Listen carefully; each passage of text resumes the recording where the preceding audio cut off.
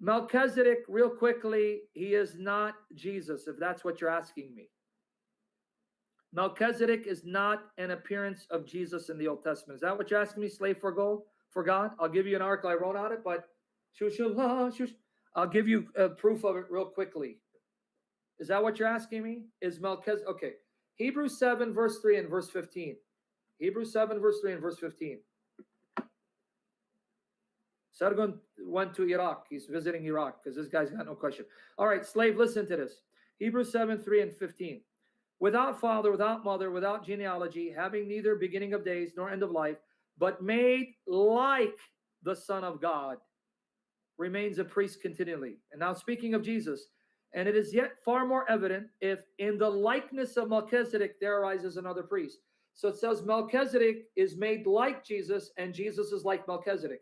If you're like someone, you're not that someone.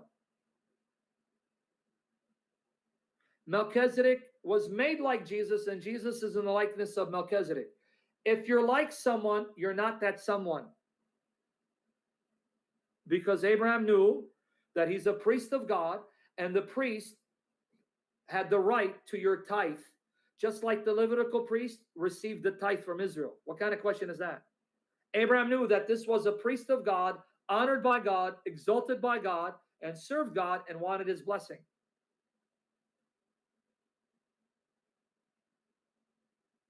All right? So slave, did you get your answer? No, I can't talk about Jesus going to hell right now. It's going to take too long.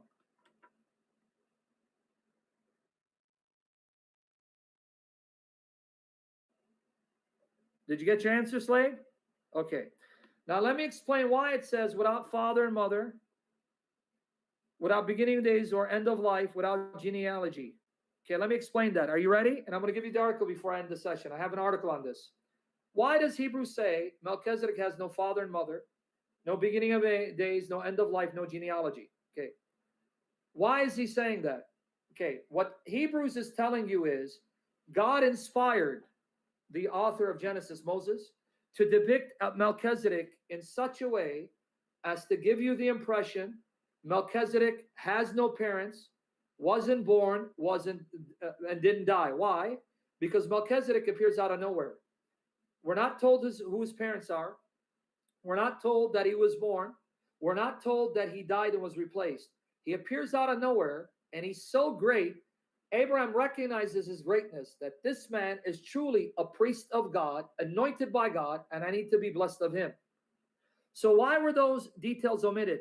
Because God was inspiring Moses to describe Melchizedek in such a way, to give you the impression that Melchizedek was an eternal person, not because he was, but because he was designed to be a picture of the reality. Remember what I've been telling you guys.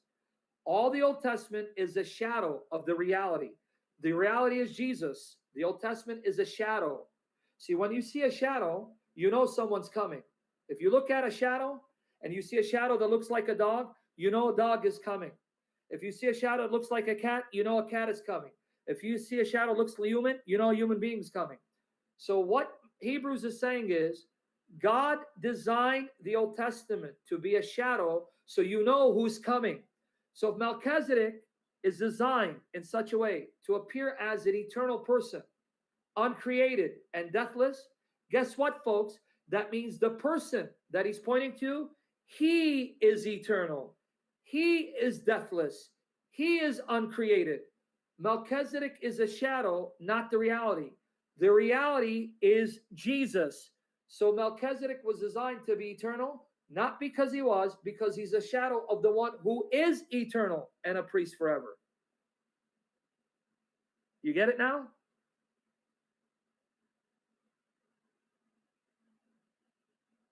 Everything went smooth, but I'm not still completely free, Duncan. Keep praying for my miracle.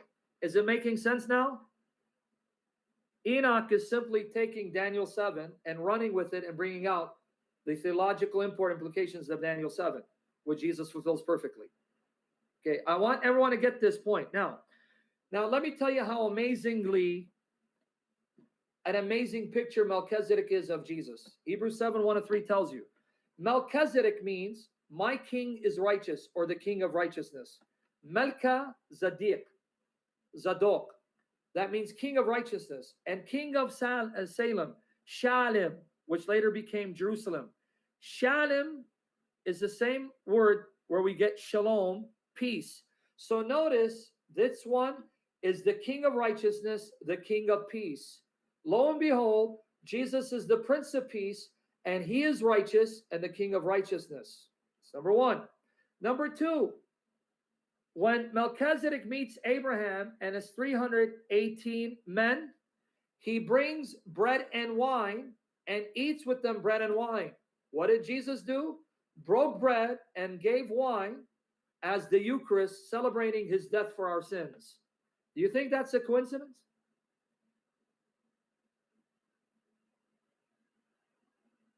Do you think that's a coincidence? Genesis 14, 18 to 20. Melchizedek, meaning king of righteousness.